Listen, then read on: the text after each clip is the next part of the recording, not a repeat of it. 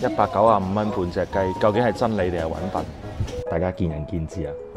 大家好，歡迎翻嚟。嗱，我哋今日又嚟到東山口，俾人揾笨柒。我哋今日食呢個葵花雞，嗱，廣東特產嚟嘅，就話用一啲咁嘅葵花打碎咗佢放入飼料度，咁樣去餵大嘅。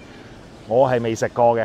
咁但係咧，呢個咁樣稱為葵花雞嘅呢個做法，應該講呢係呢個飼養嘅方法咧，其實係基本我係冇睇過有啲咩商家係會咁樣做，所以應該係一個我哋講嘅市場空白嚟嘅。咁啊，點解我會覺得食佢係俾人揾笨柒咧？因為我哋睇到個價錢之後，你哋就明㗎啦。嗱，我帶大家去睇下啦。有啲咩嘢？呢啲啊，有麥香雞嘅、陳醋雞嘅，有鴛鴦嘅。我要買嗰啲，即係嗰啲成隻嗰啲雞。隻點解喺度？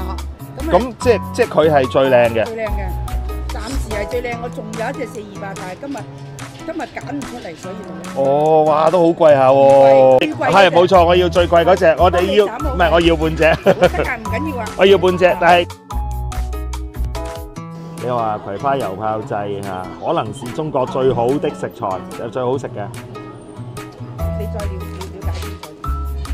我上米其林嘅網站睇。好啊。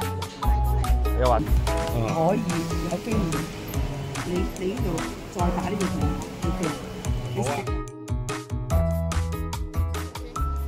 嗱，我哋頭先買咗啲咁貴嘅雞啊，我哋一定係有對比嘅。我哋嚟一間比較出名嘅燒臘檔，我哋同樣買翻半隻白切雞，我哋一定叫佢買最靚嗰種白切雞嚇，再拎翻屋企排翻俾大家睇，睇下對比起身兩隻雞係究竟係點嘅，係咧。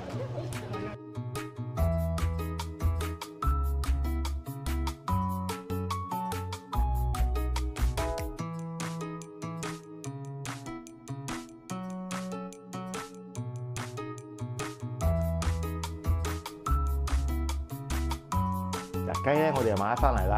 咁我哋陣間排兩碟俾大家睇同埋對比下嚇。你睇下佢個包裝係咁嘅，即係呢啲，我覺得有啲算係過度包裝咁，同埋呢個盒咧，佢幾靚啊！我覺得抌又唔係，唔抌又唔知攞嚟做乜咁樣喎。呢啲真係啊，好奇特啊！真係，我哋啲錢咧就係花咗喺呢度嘅，其實確實係嚇。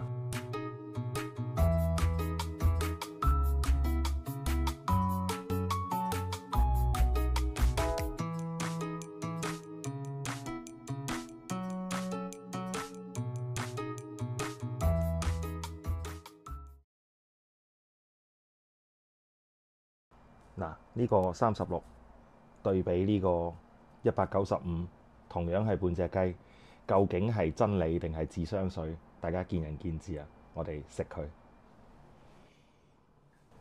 食咗啲好嘢先，試就一定係試呢個先㗎啦。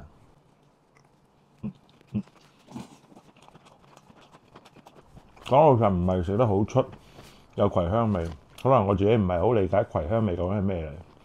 但係咧，雞係都 OK 爽甜，其實 OK 嘅。咁但係值唔值195？我唔評價嚇。同埋佢標榜呢個賣點就係呢個雞係一啲嗰啲肥油都冇。咁但係我都有啲費解，雞唔係應該肥先好食嘅咩嚇？嗱，我哋嚟試另外一個呢個38，我哋夾翻雞胸肉試。